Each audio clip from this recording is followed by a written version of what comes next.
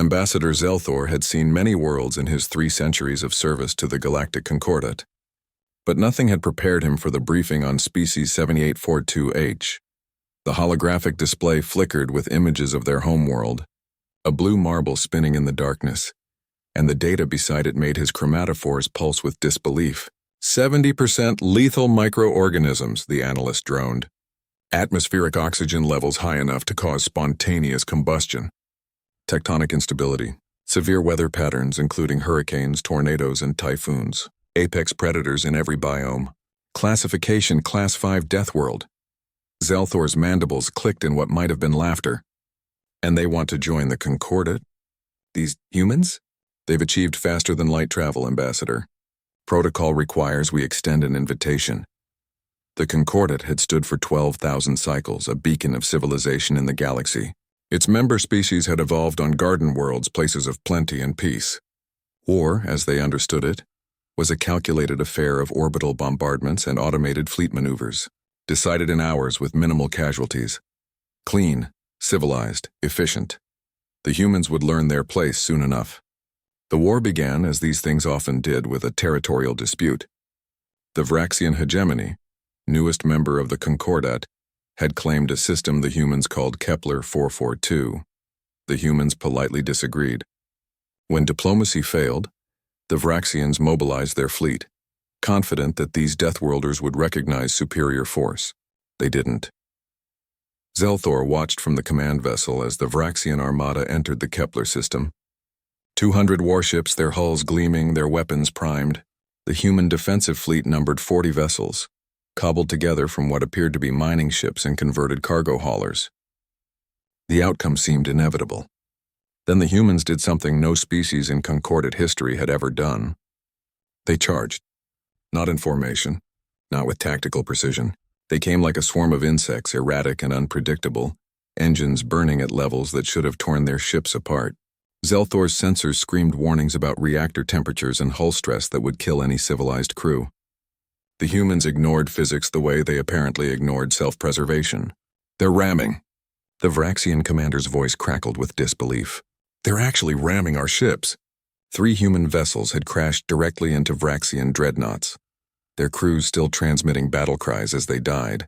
But they'd taken capital ships with them, and the human fleet was adapting, learning, evolving their tactics in real time, while the Vraxians struggled to process what they were witnessing. Then came the missiles, not clean antimatter warheads or elegant plasma torpedoes, crude, chemical propellant weapons that scattered debris fields and forced the Vraxian fleet to maneuver into the path of more human ships, into crossfires, into traps that shouldn't have been possible to spring in the chaos of battle. The humans weren't fighting a war. They were fighting a brawl, and they were winning. Zelthor began to understand something terrifying.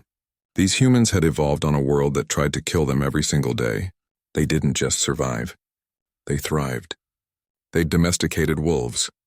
They'd looked at the deadliest predator on their continent and decided it would make a good pet. They'd climbed to the top of every food chain on their planet through sheer bloody-minded stubbornness, and now they'd brought that same energy to the stars. The battle lasted 6 hours. The Vraxian fleet retreated with 63% casualties. The humans lost 31 of their 40 ships. By any civilized measure, it was a Pyrrhic victory at best. The humans declared it a triumph and started salvaging the wreckage to build more ships. The Concordat convened an emergency session. Surely this was an aberration. The humans would negotiate now, would accept their place in the galactic order. Zelthor was sent to Earth to discuss terms. He found a species that had already moved on. Human shipyards churned out vessels at impossible rates. Their factories ran around the clock, staffed by workers who somehow functioned on minimal sleep and stimulants that would poison any other species. They were preparing not for peace, but for the next fight. "You lost most of your fleet," Zelthor said to the human admiral across the negotiating table, a scarred woman named Chen who looked far too young for her rank. "We lost ships," Admiral Chen corrected. "We didn't lose the war. There's a difference. Your people died." "Yes." Her eyes hardened. They knew what they signed up for, we all do. That's the thing about humans, Ambassador. We're very good at dying. We've had a lot of practice. But we're even better at making the other side regret making us do it. Zelthor tried another approach. The Concordat could mobilize thousands of ships against you. Then you'd better bring all of them. Chen leaned forward. Because we'll make you pay for every meter of space, every moon, every asteroid. We'll strap bombs to cargo haulers and crash them into your flagships. We'll fight in ways you've never imagined because we've been fighting each other for our entire history. We know 100 ways to kill with nothing but spite and ingenuity. She wasn't boasting. She was stating facts.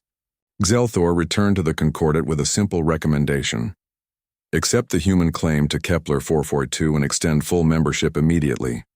When questioned, he uploaded the battle footage and added one line to his report. They are not like us. They evolved in hell, and they turned it into a garden through sheer will. They don't understand war as a game of numbers and strategy. They understand it as survival, and they will never ever quit. The question isn't whether we can defeat them. The question is whether we can afford the cost of trying. The Concordat voted unanimously to accept the humans. But late at night, in the private quarters of ambassadors and admirals across 1,000 worlds, a new fear took root. These humans, these Deathworlders who refused to die properly, who turned every disadvantage into a weapon, who smiled as they charged into certain death, what would they be capable of when they truly grew angry? Xelthor hoped the galaxy would never have to find out. Some questions he'd learned were better left unanswered, especially questions about humans.